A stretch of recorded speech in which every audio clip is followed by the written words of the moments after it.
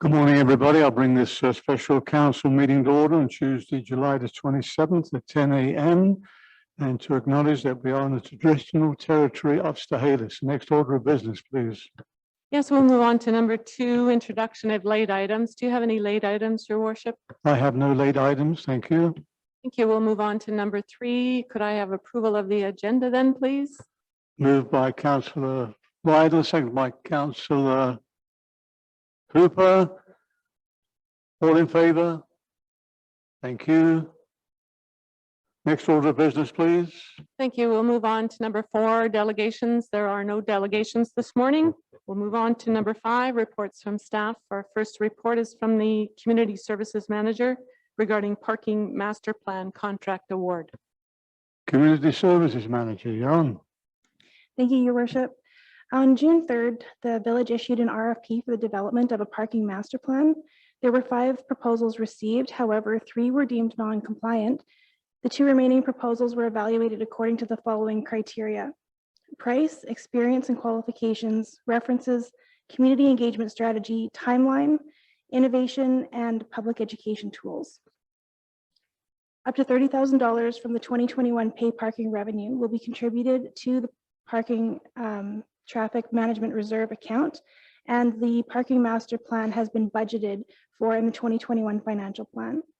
The recommendation is that IBI Group be awarded the contract to develop a parking master plan at a cost of $30,000 plus taxes. Thank you. In a second, moved by Councillor Piper, seconded by Councillor Vidal. Discussion. We'll start with Councillor Piper.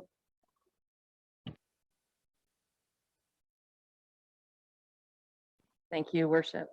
No real comment other than I see we're going with the slightly higher priced group, which I'm fine with. It seems more inclusive. I really like their public participation identifiers, so I will be supporting.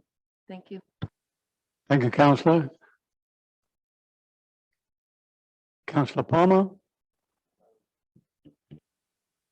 I just was I was looking through my materials earlier. The actual criteria that we set out, would have I've had access to that and I missed it, or in terms of the criteria they were asked to bid on? We had. It was posted publicly on BC Bid and on our website. Okay.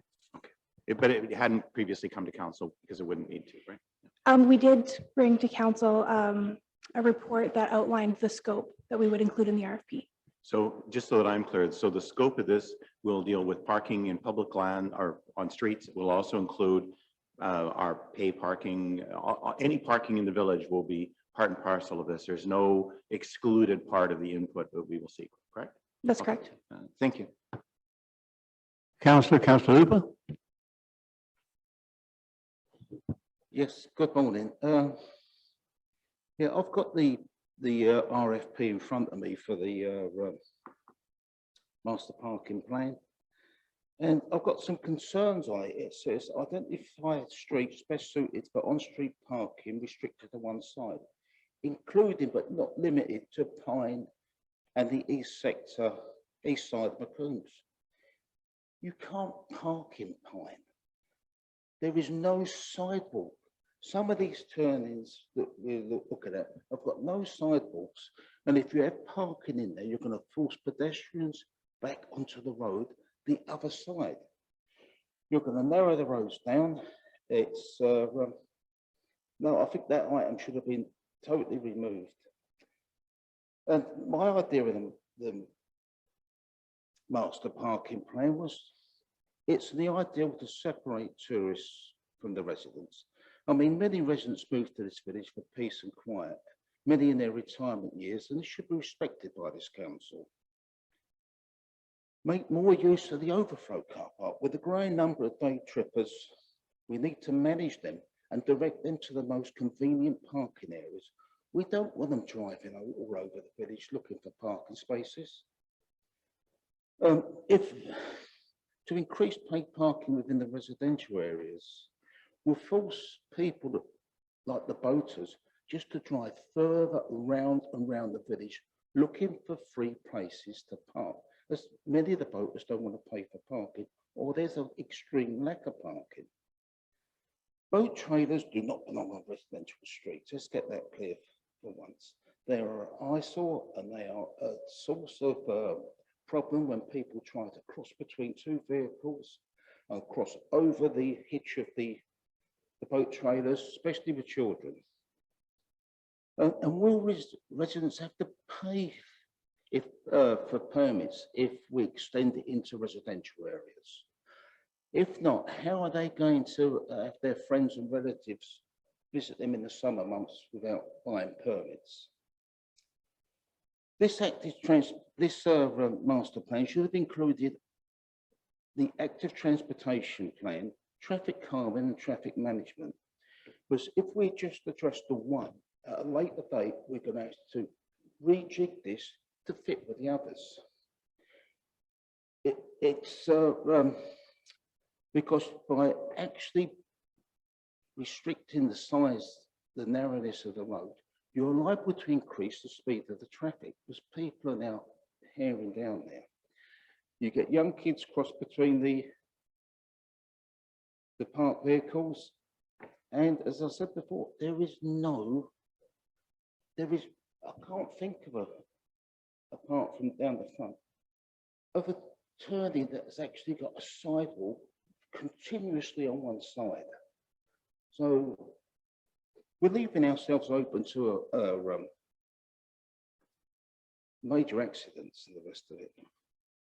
What should have happened is we should have all sat down with staff and worked out in association with the active transportation plan, traffic calm and traffic management, sat down and come up with 3 or 4 ideas for ourselves, put them to the residents, and then which one the residents think is the best, to then go to a consultant just to fine tune it.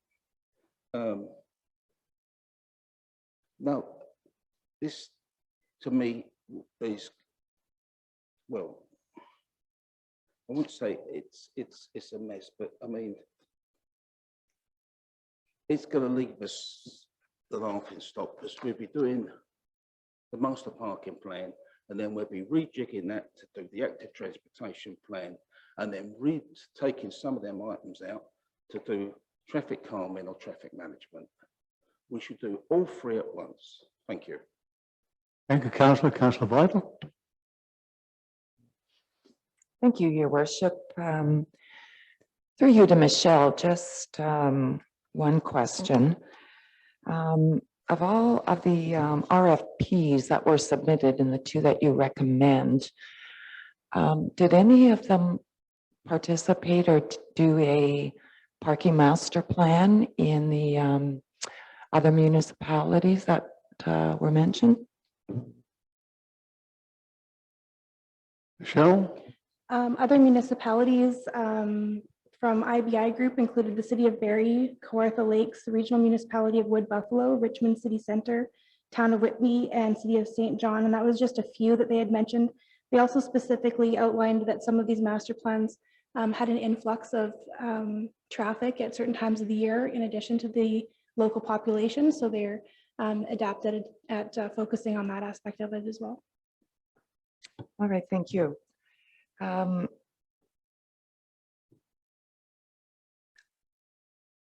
I don't share Councillor Hooper's observation. I do think that awarding a contract to the professionals in this line of work is the right way to go.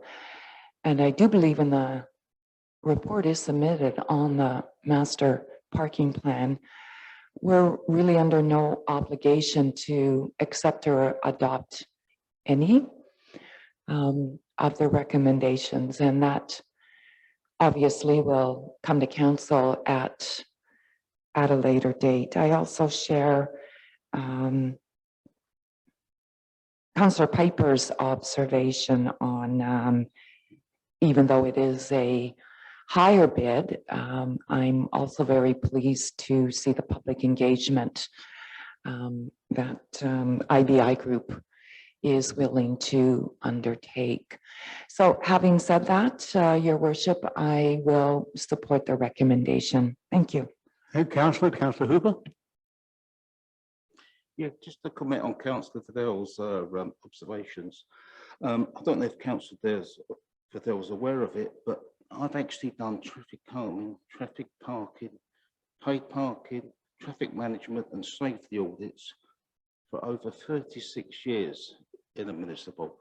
And to say that, you know, we're not qualified and professionals and the rest of it is a little bit bad taste in the mouth. Thank you. Thank you. I don't think we need those sort of comments at the moment.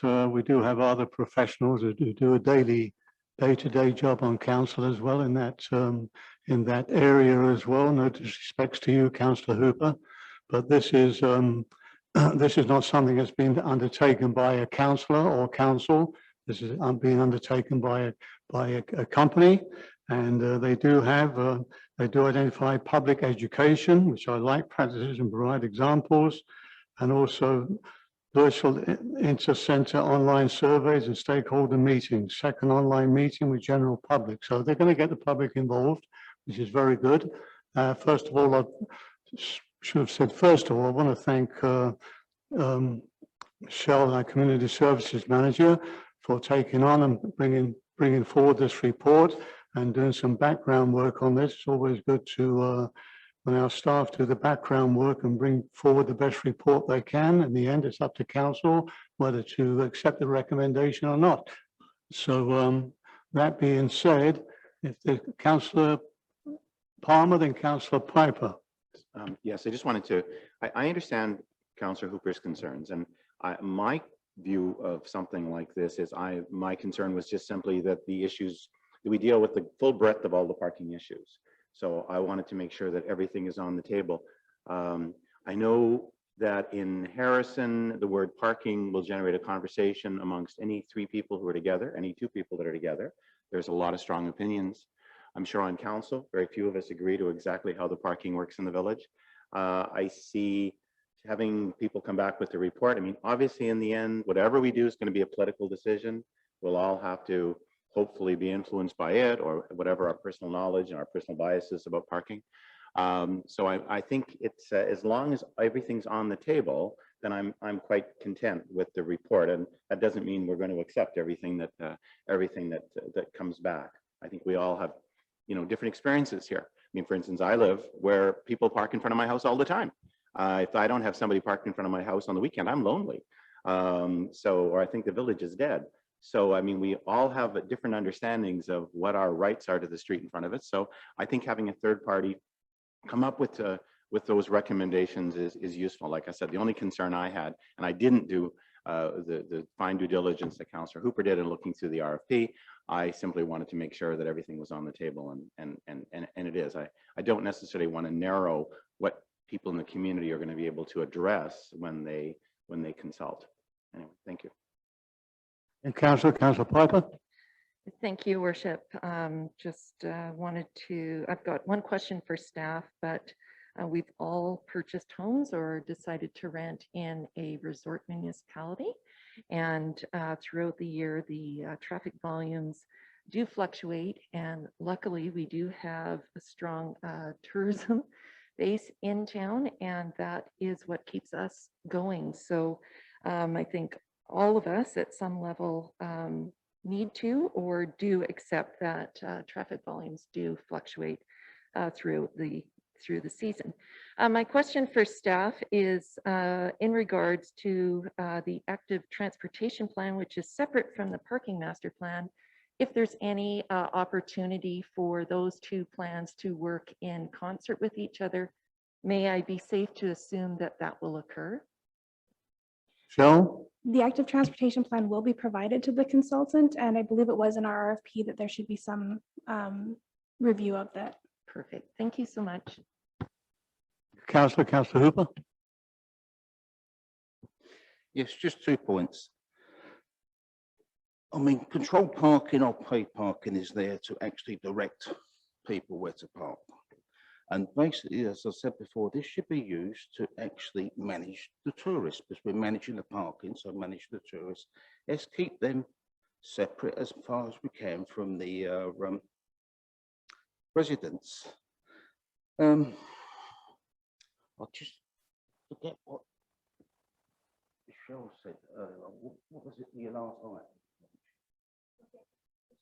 Oh, the active transportation plan. I mean, if we put paid parking or parking in Pine or in Alder or in Emerald, you can't put on it, you can't do active transportation because the road is too narrow. You're actually gonna end up putting it in. If you want active transportation plans, take it back out again. We are going over and over things. We're doing one thing, then we're scrapping it, we're doing something else. We need to get all this together as one item.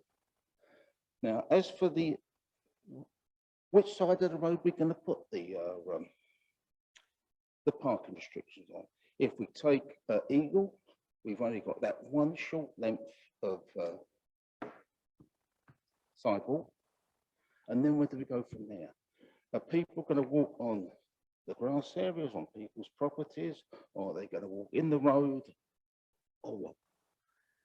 This is what I'm saying. If we got the active transportation plan together with this, we could work out where you need to put sidewalks, where you can have your cycle lanes, and it might mean that we'd have to have, say, Pine as one way in and Alder as one way out to allow this to happen.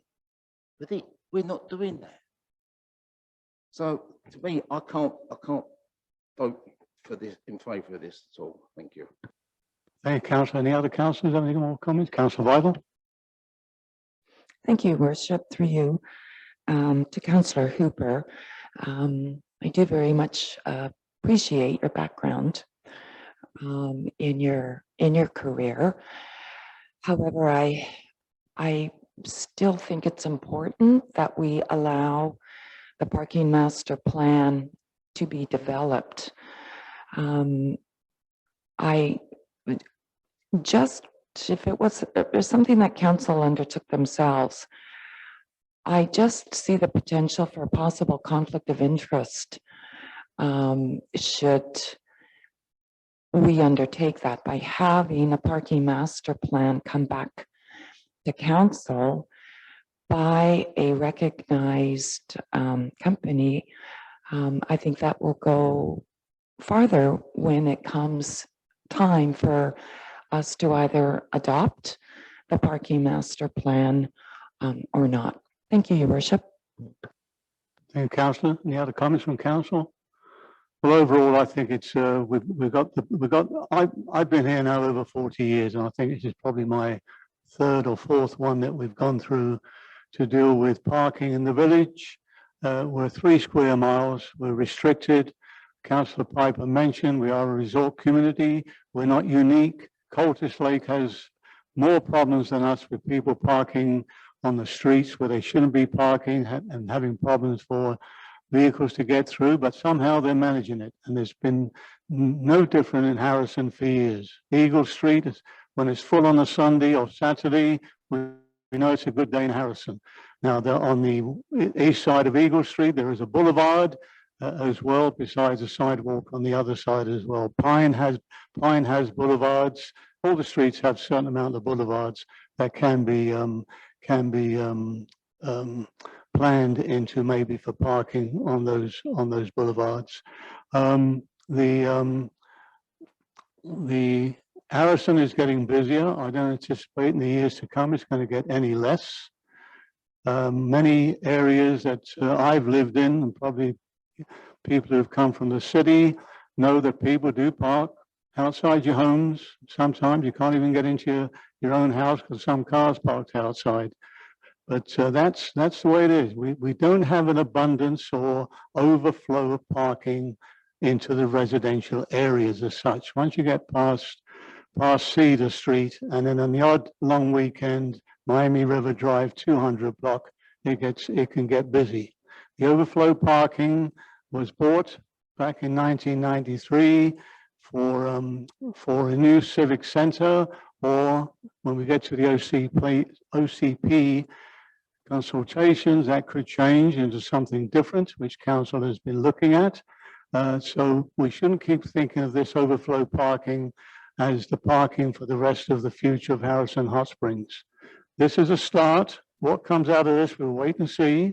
There'll be further discussion to deal with this. It's not a signed over. That is what it's going to be. There's obviously going to be more discussion. Everybody on council has their right to give their opinions on what they think is right and what is wrong, but we should always do it in a respectful manner. And I'll leave it at that and call the question. All in favor? Oh, Councillor Piper.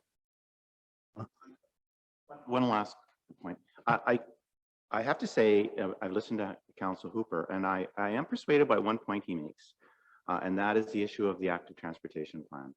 Certainly, I would like to see our village become more bike friendly, and it is true that where one allows parking can well make it much more difficult for biking. So that's the one area that I would say really does need to be considered in the plan. It may well be that we can't look at it as what's the optimum amount of parking spots, but I think having places for biking, because that certainly is something that I feel the village is behind on, bike racks, biking trails, and I think it's a great tourism thing as well. And so I do share that concern. I am persuaded that having the parking, have that at least in its view in terms of how it affects bicycling and active transportation is important. Thank you. I'm finished now. And I think Michelle did mention that the company will be looking at the active transportation plan. Am I correct? That's correct. And their proposal also did specifically mention a review of bicycle parking and includes electric bicycles as well. Thank you. So no further questions. I'll now call on the recommendation. All in favor? Opposed? Opposed, Councillor Hooper. Motion passes. Thank you. Next order of business, please. Thank you, Your Worship. We'll move on to number 6, bylaws. We have a report from the planning consultant regarding rezoning to change the floor area ratio, lot coverage, and building height for 511 Lillooet Avenue. Mr. Kelsey, welcome. Nice to see you again. Thank you, Your Worship. It's nice to be here again. I'm relearning all my social skills. Oh, that's even better. Yes. As mentioned, this is to deal with consideration of first and second reading of zoning amendment bylaw 1168/2021, scheduled public hearing, and to revert the rezoning application to various agencies. One of the things being changed is the FAR, the floor area ratio, and the floor area ratio is a measurement of the buildings or structures floor area in relation to the size of the lot that the building or structure will be located on. The FAR is also used in conjunction with other development standards such as building heights, lot coverage. And the FAR is often used specifically for commercial buildings and industrial dwellings. And the FAR can be used to lessen the environmental impacts so that you can shrink the building on the site, or so you're saving whatever may be environmentally sensitive, or you can look at it as just strictly a massing or a scaling of the building on the allowable site. So there's many purposes of what a FAR can do for you with respect to a planning tool. And the FAR considers the footprint of the building or structure and the entire occupied areas of the proposed developments. Unoccupied areas such as, but not limited to, parking garages, elevator shafts, and basements are generally not included in the calculation of the FAR.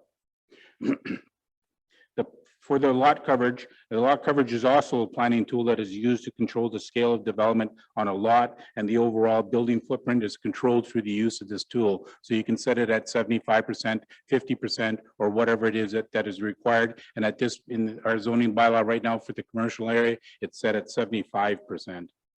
And the purpose of the building height, this type of planning tool controls the overall height of the building or structure. Architectural elements do not add floor area. That do not add floor area to a building and structure, such as roof equipment or vents, are not considered a part of the height of a building or structure. And there's a little bit of confusion associated with building height, that because it's going up higher, that means that there's going to be more density. But in this case, because there's going to be a proposed two-level parking lot, the HVAC stuff has to go somewhere for the building. So based upon a review of the village's official community plan, the site is within the Lakeshore Beach area designation, the waterfront commercial area, and within the Lakeshore a special planning area. And with respect to the zoning bylaw, it is located within the village's commercial 1 zone. Although the above referenced Google picture of the site makes reference to the bungalow motel and ice cream shop, the applicant has applied for and received a demolition permit, and I understand that the structures have now been taken down.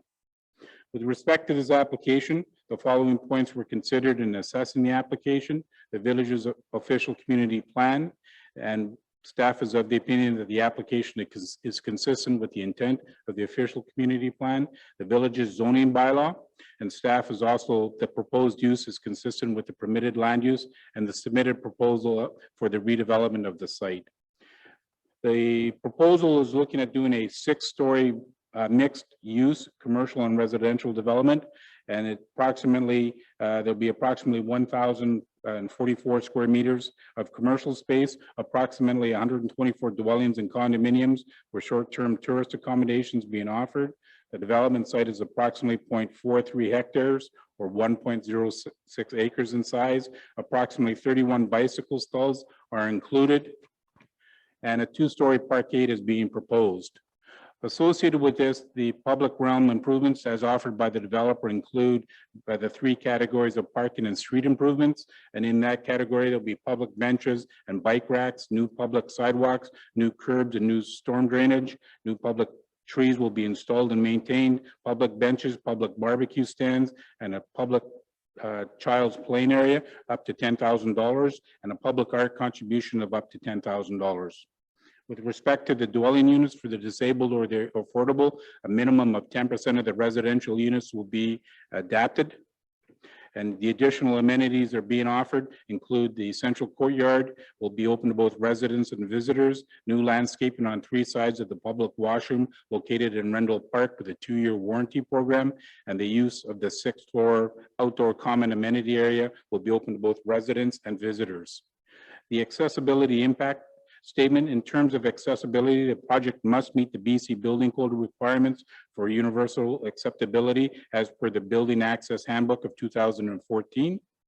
And with respect to this application, the various referral agencies staff is recommending is the Advisory Planning Commission, the Village's Fire Department, and the Ministry of Transportation and Infrastructure. And please note that all the referral comments must be received by staff prior to any public hearing being held, as these comments must be shared with the public during the public hearing. There's no issues on the title review that are of concern. And the recommendation, if it's followed, Your Worship, just means that council is accepting this recommendation to start the public hearing process and the referral process. And the recommendation is that zoning amendment bylaw 1168/2021 be given first and second reading, and that staff be authorized to refer the application to the Advisory Planning Commission, Harrison Hot Springs Fire Department, and Ministry of Transportation and Infrastructure, and further that staff be authorized to schedule a public hearing. Thank you, Mr. Cossey. So we have a recommendation. Do we have a mover and a seconder? Moved by Councillor Piper, seconded by Councillor Vidal. Then we'll start with Councillor Hooper. No, thank you. First of all, I oppose the increase on the lot from 75 to 83%. This development still requires a number of variants. I mean, even the height variants. I mean, everything's, it's going to be over 75 feet in height. And going through the OPC, I don't see how, I mean, it said it's developed, a development must be managed carefully to ensure the small village characteristic of Harrison is maintained while the building opportunities in this area provided. What else have we got here? We've got, is this going to be a tourist, or are we going to rent them out, or are they going to be rented out as condos, or has that not been sorted out yet? Because Mr. Cossey? It'll be a combination of both, Your Worship. Because the OCP does say that, you know, that the if it's in a tourist designated area, which it is, then we shouldn't really be allowing too many condos in there. The parking, they want to do away with some of the disabled parking units. Yet we're supposed to be an age-friendly society. Why would we do away with disabled parking? There's a lack of parking there with people bringing their boats and trailers. Where are they going to put their boats? There's no provision for boats and trailers. We've just gone through the active transportation plan. What else we got? Yeah, we've got deficiencies on some of the lanes in Lillooet. This is from the liquid management plan on the 16th of December. We've got deficiencies in the stormwater and infrastructure drainage down there. It says here on page 35F, a study by a qualified engineer to assess the impact of redesalination for upgrading the water and sewerage to serve the proposed commercial land use. That's got to be done. We've got, if it's being used as condos, then there should be on page 45, section 2.33, provisions made for special housing needs for non-profit sector for low rental accommodation. We've got, well, it just goes on. I don't see how this development as it stands matches the OCP. Also, we have a properties near this will be in constant shade, because this property is going to be 75 foot high and within 15 to 20 feet of the next building. No, they need to come up with something about this. Also, they got hot tubs here. Where are the hot tubs going to discharge into? They can't discharge into the lake because of the chemicals, so they're going to have to use the stormwater drainage. Are they going to be charged extra for this? It is, to me, they need to go back and think everything on this. And I've gone through the OPC at a great length of time, and I can't see how it matches. Thank you. Thank you, Councillor. I'll just make a couple of comments on there. Regards to, we're now at the moment having a 7-story building built on the west side of the Esplanade Avenue, and previous councils who I've been on made sure that looking to the future, we had sufficient reservoir capacity, water capacity, and wastewater treatment plant as well, which was replaced with back in 2012, I think it was open. But and also, of course, the water plant that we put in for the purification of water. So we've looked to the future and for the village when things like this come up. The Esplanade Avenue is, I'm not sure, I don't see where it says in the OCP that we shouldn't have too many condos. It is C1 area, and it has certain specification on sight lines, and also it does have a paragraph there where it states that height can be adjusted. It doesn't have to be at the 4th story as well. Looking at in shades, as far as I can understand, walking that area and seeing the trees that shade all those condominiums down there, they're already shaded by the sides of the trees that are surrounded, both on Lillooet and on Randall Park. So anyway, these are issues that will be coming for discussion a lot later. We're getting to the APC, we're going to go public hearings, see what the public have to say. So your concerns are being noted, and I will follow now on to Councillor Vidal. Thank you, Your Worship. Through you to Mr. Cossey. On the first page, it indicates that the existing trees that border on the property line on Randall Park are proposed to be removed. Is that correct? And are they indeed on village property? See, Yes, Your Worship. If and when this moves forward, a tree cutting permit will be required, and all of that information will be addressed at that particular point in time. Just because it's noted on their diagram doesn't necessarily mean that it is going to happen, because still staff have to look at everything internally and make sure that the tree cutting bylaw requirements have been addressed. All right, thank you. Yeah, and again, that you can deal with that at a later date when it comes to council, but not only do those trees provide the shade, they also provide a level of protection from wind and sand blowing, especially during the winter months. Second question for you, Mr. Cossey. Do you know if the existing paid parking stalls on the east side of Spruce will remain? I've been told that yes, they will. Great, thank you. While I appreciate the 31 bicycle parking stalls that are being proposed, I do want to point out that I still have many concerns regarding the lack of parking that is proposed by the applicant. From what I understand, there's only one additional EV charging station that is proposed, and only 4 disabled parking stalls when a minimum of 10 are required. And no additional parking to be provided with a proposed commercial and restaurant on the ground floor. Although I do fully accept that no variance requests have come to council, even in a previous agenda item and during this discussion, parking is a major concern in the village. On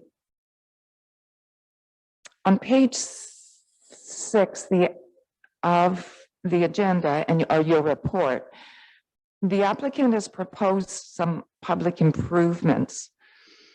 Under parking and streetscape improvements, item number 4 indicates public benches, barbecue stands, and a children's play area. So my question is, are these going to be located within the development complex itself or on other village property such as Rendell Park? Thank you. They can be addressed and put in places that council so chooses. They're still opening up. They've just made that initial offer. The Okay. exact locations, what it's going to look like, are not completed yet. This is just general knowledge at this particular point in time. All right, thank you. Although I'm still and have stated I maintain concerns regarding the application, I'm also very happy to see the recommendation to refer to the APC Fire Department MOTI and for a public hearing to be scheduled in the future. I very much look forward to the reports from these agencies, and public engagement, I think, is paramount in this project. At this point, I am prepared to move forward with the recommendation. Thank you. Thank you, Councillor. Councillor Piper. Thank you, Worship. Some comments. I too share the concern over the parking. I think the number of accessible parking stalls falls very short, and that's quite concerning, as is the EV stations. That's the way of the future. And so having one station for that number of units is concerning to me. I've got a couple questions for staff. I'm wondering if there will be a traffic impact study done as part of the package. Cossey. Yes, Your Worship, if that comes up future down the road, prior to giving third or fourth readings, council can ask for specific studies like that. They can ask for sun and shade studies. It's whatever gives them a comfort level, and whatever issues or situation that comes out of the public hearing process or the referral process is fair game for land use further additional studies. Thank you. I'm wondering if we could also include the Fraser Valley Regional District's input during the reach out to the other organizations as they operate our boat launch. And so perhaps their input would be extremely valuable because they'll be right on the skirting the edge of the project. Is that possible to add them as well? Yes, it is, Your Worship. Council can add or delete to that list as they see fit. Okay, I'll come back to that. I'm just wondering if we will be apprised of any impacts to our water and sewer system with adding this number of units onto our system. Mr. Cossey? Yes, Your Worship, you can ask for that impact study at any time through this process. Thank you, staff. And I do have some concerns with the mixing of short-term rentals and residential. I mean, I lived through that in my first term, and many residents were concerned with the short-term rentals that popped up in the residential area. Now, I do appreciate this is a different setting, but I do have, and I'll leave it at this, I do have deep concerns for our ability, our capacity with bylaw calls for that type of mixing at that type of site. So I'm wondering if I could add in, I'm wondering if council would support adding in the consultation with the Fraser Valley Regional District. Thank you. That's all. Thanks. Thank you, Councillor. Councillor Palmer?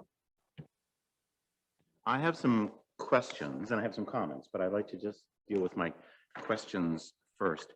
In terms of the report, Mr. Cossey, I was in the just a general statement, the application is consistent with the intent of the OCP. I was looking at the OCP. I'm just trying to get the idea why I would conclude that it's consistent with the OCP. The commercial activity and the residential component of it, that's the basis of the consistency with the OCP. It's not like it's something that's being brought in that is new to the village. Right. Okay, so I was just wondering if there's something that there was something in the OCP what you felt suggested the height was acceptable. A couple other small questions. Some of my questions have been answered by previous council questions, but the public amenities, the central courtyard will be open to both residents and visitors. It looks very attractive. The only question I have is, how do we make sure of that? How would that be done? I mean, anybody can say we're going to make it open and then they can close it off a year later, or the Strata Council could decide to close it off. How would that actually be enforceable for both the main courtyard and the 6th floor? That would be made so that it welcomes people in. How could that be? Yes, that we would need to enter into an agreement with the developer to make sure that it's consistently left open, and we can make that a condition of approval if council wishes prior to you giving fourth reading to the bylaw. So we would actually look at putting a covenant on the title. You could do that, yes. Yeah, and it's the same with the housing agreement for the 10% issue. You can also enter into a housing agreement, make that a condition of final approval that you want X number of units to be whatever it is that you require in that housing for affordability or adaptability. Thank you. I'm just going back to a question that Councillor Vidal had asked you. The trees, I'm very confused about the trees that front on Rendell. I thought they were on municipal property. And then I read through this and I kind of thought they were retained, but I confused myself because many of those trees are X'd out. That would be significant to me that those trees not go. Are they on park property or developer property? That's still to be worked out, Your Worship. As I mentioned earlier, they still need to apply for a tree cutting permit and to prove that those trees are on their specific property, and we're not at that stage yet. So what about the likelihood that those trees are intruding on both park property and their property? I'm just kind of concerned about that. I would like to think those trees will stay. My view from standing there, but I know it's hardly surveying, it looks like it's on park property, and I would not want to see those trees go. But so when along in the process will we find out? I would have thought when they survey for this, we would know right away that this would already be determined if the trees are on park property or on developer property.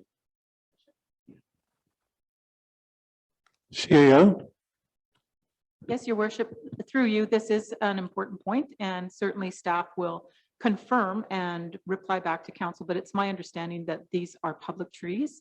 We've been through this issue before in earlier iterations of development conversations, and we've always reserved the right to retain those trees as public property trees, but we'll confirm that.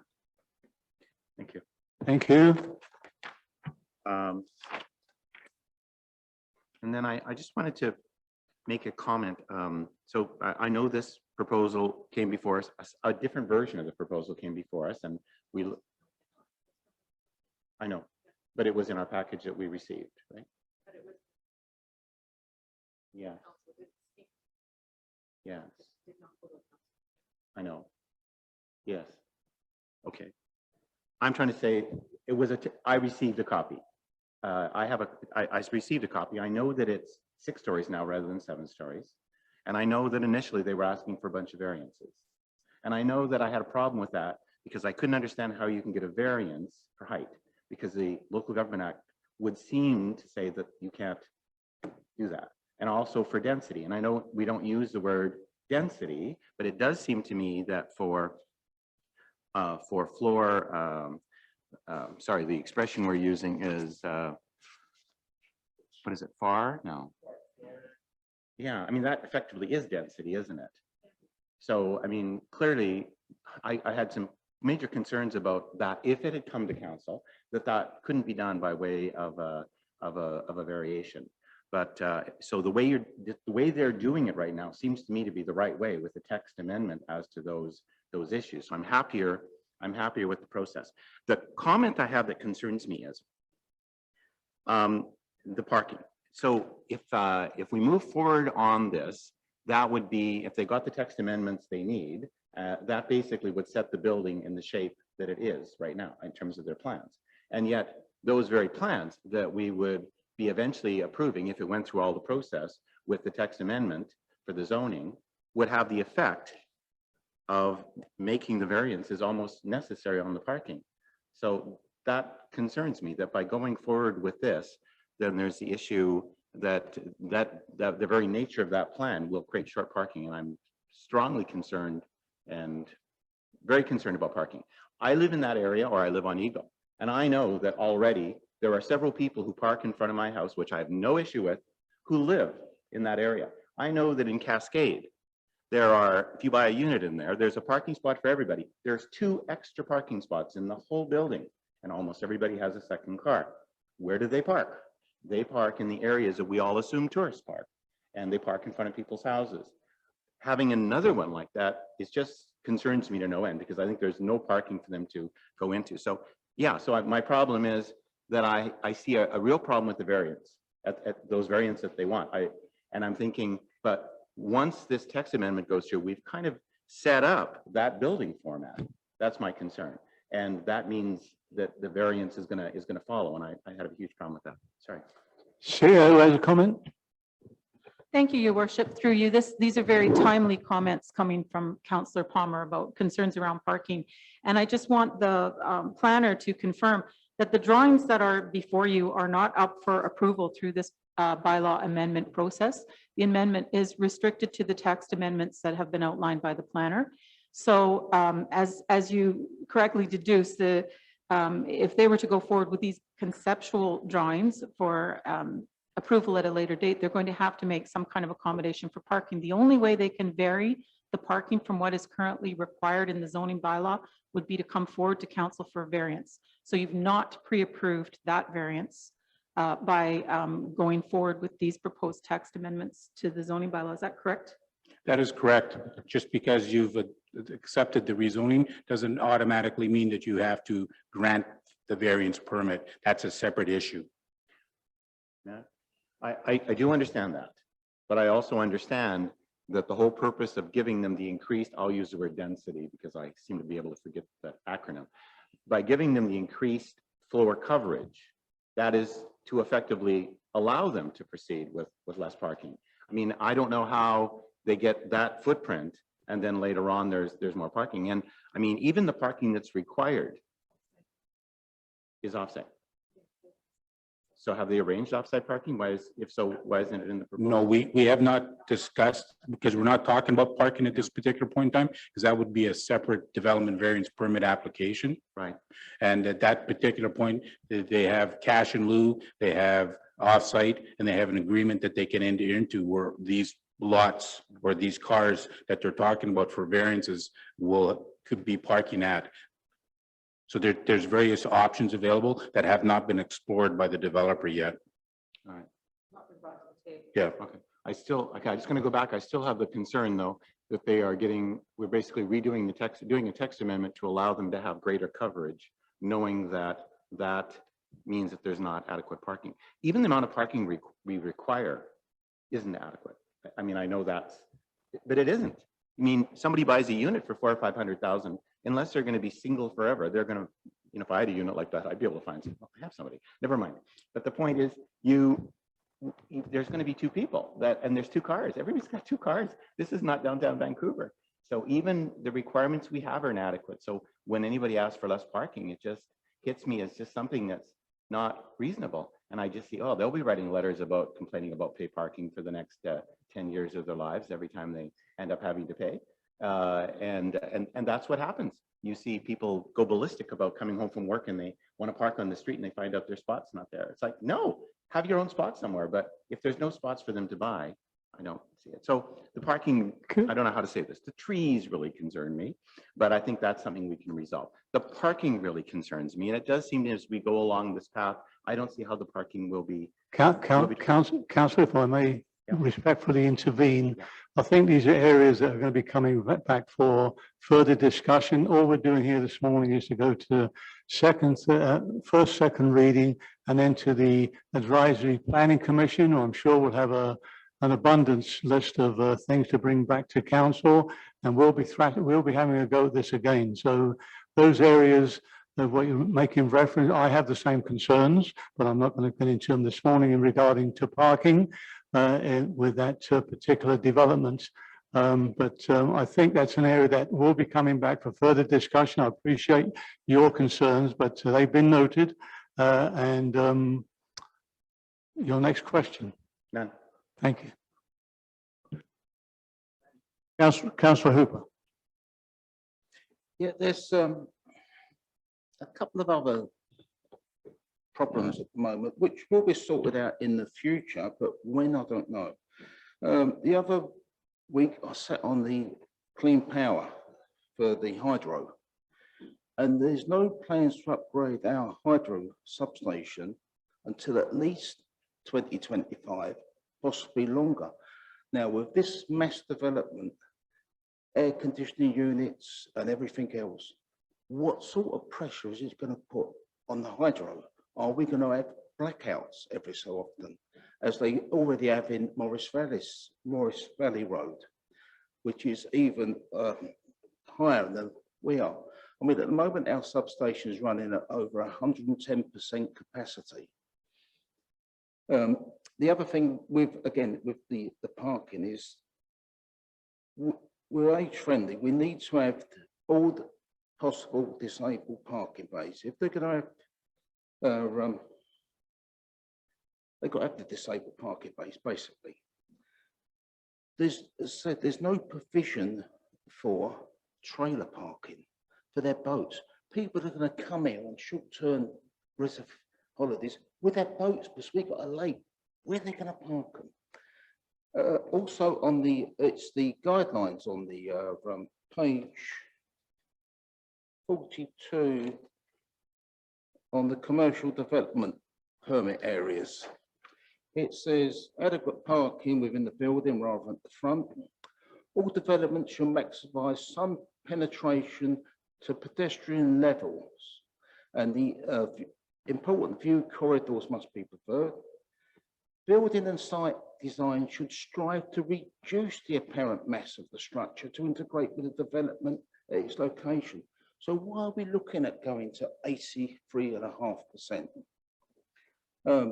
There should be no separated parking clusters, and commercial use should be cited to afford the maximum privacy to adjacent residential areas.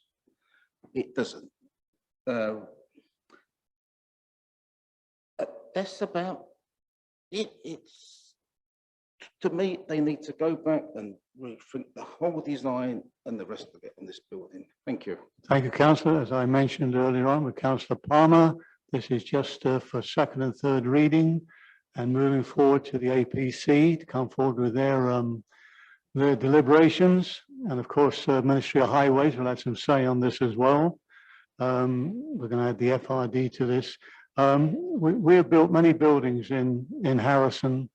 I've yet to have, which is not a bad point, had the conversation where people have brought forward, where you're going to put your boat trailers when you build a condominium. Well, this never came up with the building that's going up now when council passed it 12 years ago, and now it's getting built. But sometimes, you know, when you're dealing with construction and building, you can try and put everything you can think of, if it's possible, into place. But in other cases, it isn't possible. So it's, again, we're a resort community. Most of our traffic comes from outside.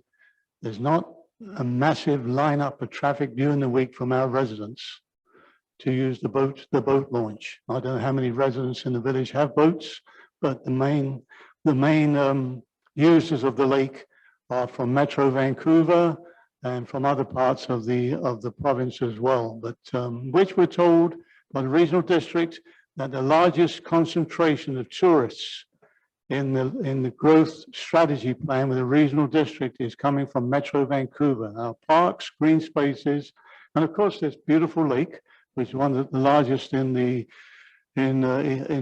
southern British Columbia, is going to be used compared to Coltis Lake and the other lakes. So there's something that we're going to be facing every time a council comes on to discuss whether it be parking, whether trailers are going to go, whether this is going to. But according to the OCP, it's an area, that village centre area. Within this area, a range of commercial, residential, and public uses are promoted, with the emphasis on encouraging commercial facilities and mixed commercial. So it's there in black and white in the OCP. And on the to increase residential density through increased building heights in the village centre area, subject to development and approval of the village centre design plan and protection of critical views. So we do state that building heights, we're not limited to the four stories. That's there in page 18 of the OCP and page 28 of the village centre area in regards to condos on that esplanade. It's a number one area for building, and we've been waiting a long time for stuff to move on that area. At last, after all these years, the west side is getting built now, and hopefully this will move on. It may not, we don't know. We're just here to give it a couple of readings to get to the other agencies to do the deliberations. And if there's no other comments on this, Councillor Palmer. Just make two general comments. From going through the plans, and I understand we're not approving the plans today, it's a beautiful building. And I think I can work my way around to finding 6 stories to be acceptable. So I've looked at it, and I think having something there is a good idea. This looks like a beautiful building. However, I have this problem with the coverage, which is part of what the text amendment is. The other part is that I just wanted to raise is it's going to front on, of course, on Rendell Park.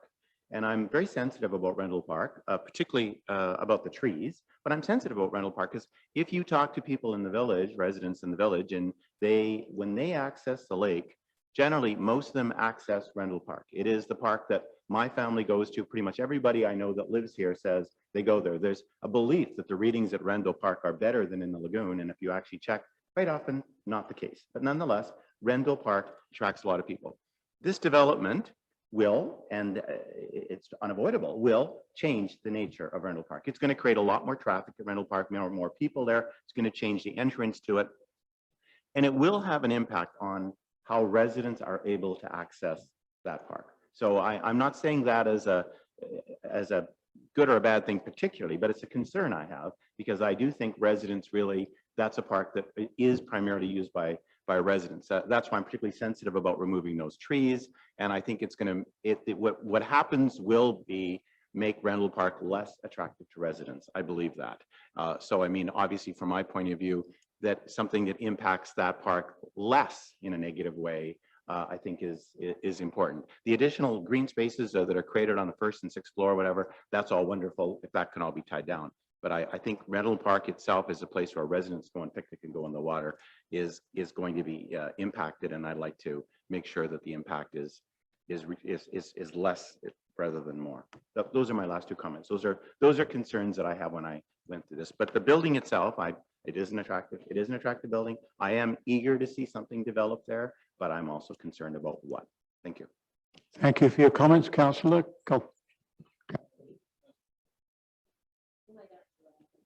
Councillor Hooper. Yeah, when it said it's going to be open to residents and visitors, I took it that the visitors will be those that are renting the short-term accommodation.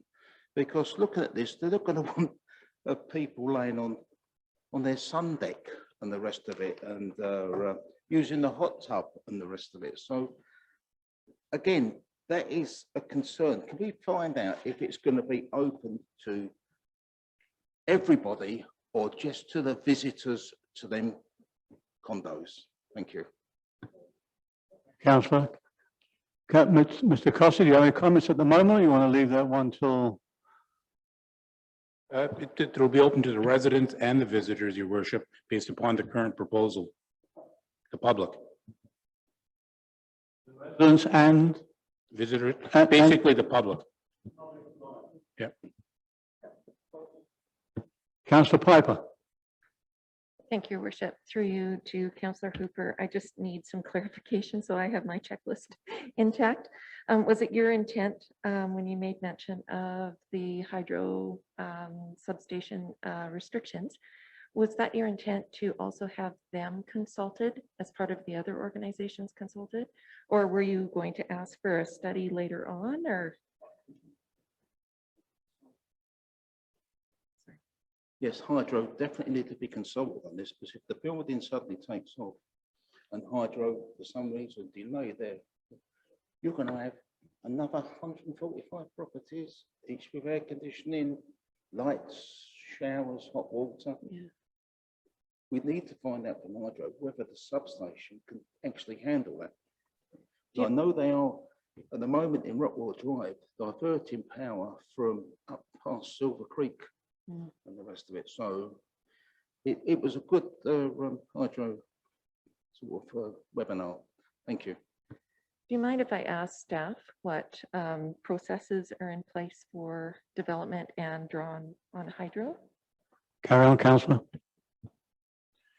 Yes, Your Worship. The BC Hydro referral generally happens at the building permit stage when they look at all of those issues, that they don't just arbitrarily approve a building permit in isolation. They look at those issues. Thank you. I appreciate that. Thank you, Councillor. My sitting on the regional district, Morris Valley Road is a different scenario to Harrison Hot Springs in regards to power. Their power is continuously going out there, where the rest of us have got power. That's been going on since I was driving school bus. So it's nothing new for the Morris Valley Road residents all the way to Hemlock. They have to have a different, they're already dealing with hydro to have a different setup there.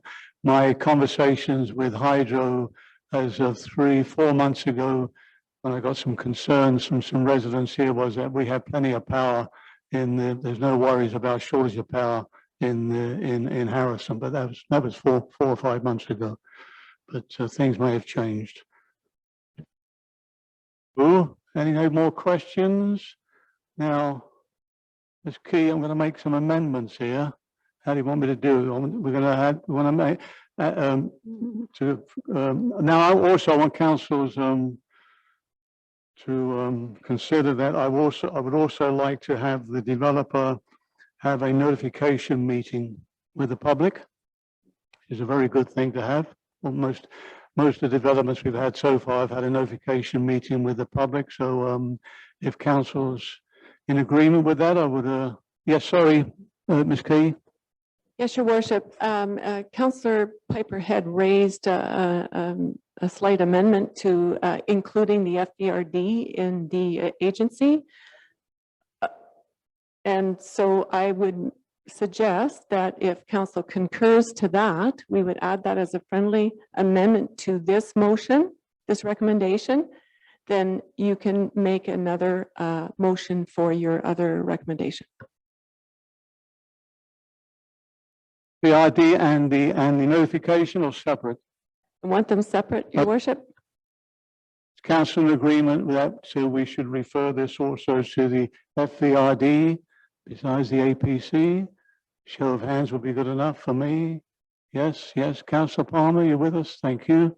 Yes. Thank you, Your Worship. I'll add that as concurrence, and that'll Yes. be as amended. Thank you. Yes.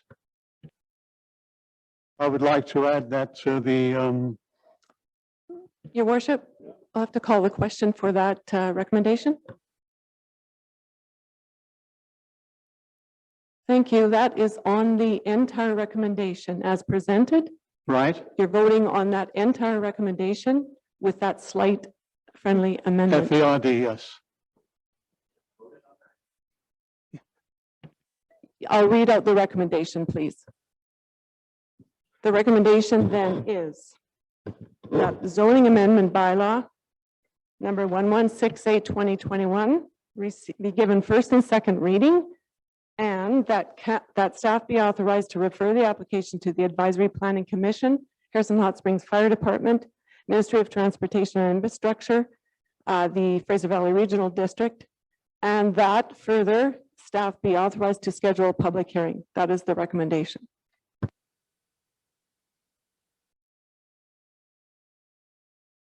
Correct. We just need to call the question. Now call the question. All in favor? Not in favor of that?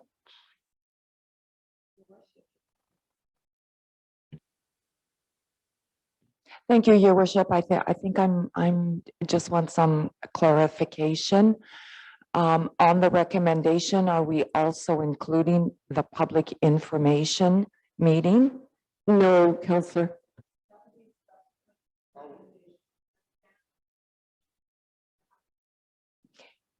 Make that Thank separate you. motion. Thank you. I'd like to make that motion. No, we're still voting on the recommendation.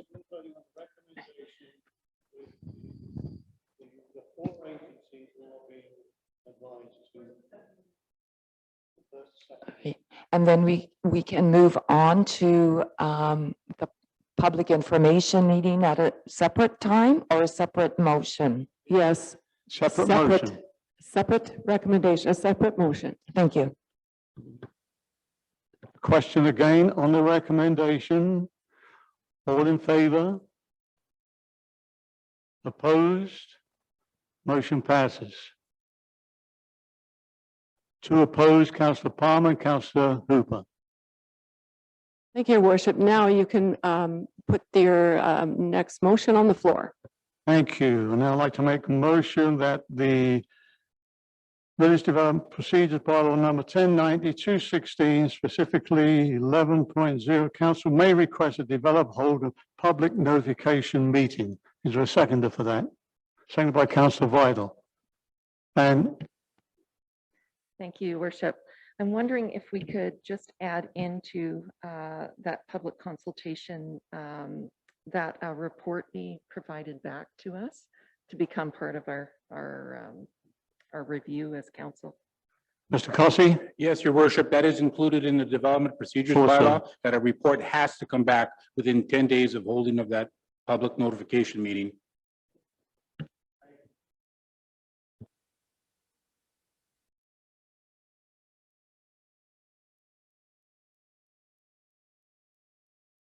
Yes. Public notification.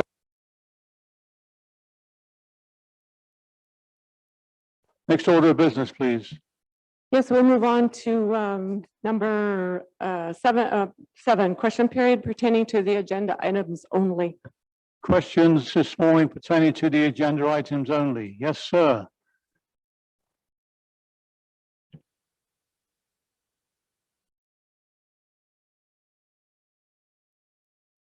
Cornell? Okay. For 9 years on council, I harped continually about building a parking garage in Harrison and buying property. Unfortunately, it fell on deaf ears. We could have bought property for $0 at that time. You wouldn't have a parking problem. The idea was eventually to get parking off of Esplanade and into a building that would pay for itself. I amortized it over 15 years. It would be almost paid for by now. However, that's not why I'm really here, because first of all, we have a closet full of parking reports. I can't even think of the number of reports that were done when I was on council. I know one of them at one time that I voted against was for $60,000. A lot of money at that time. What I'm really concerned about is the lack of council's effort to solve the problem on McCombs Avenue by not having a sidewalk on the west side of the road. I'm there every day.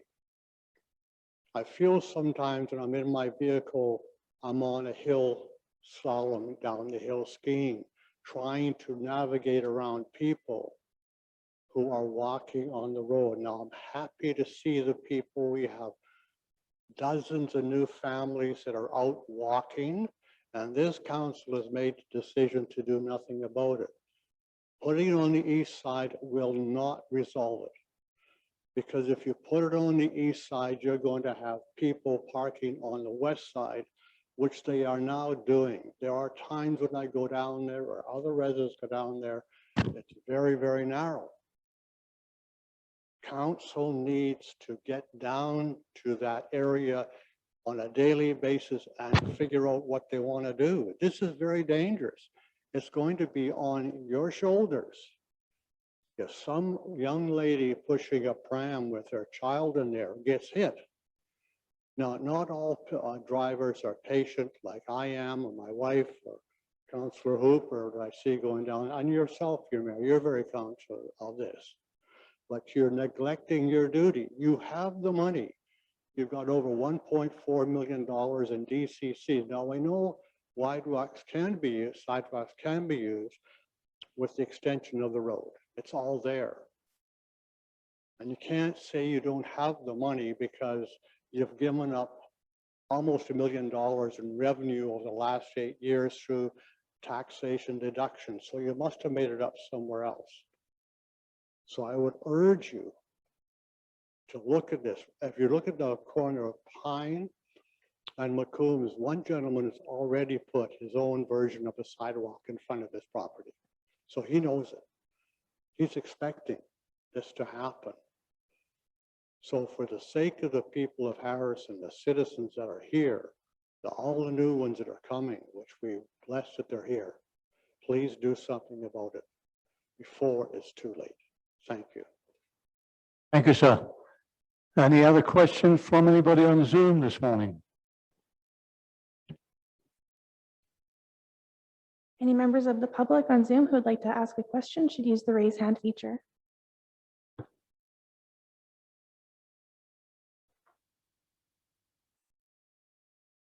There are no questions, Your Worship. No questions. I'll call for adjournment. Moved by Councillor Palmer, seconded by Councillor Vidal. All in favour? Thank you, everybody.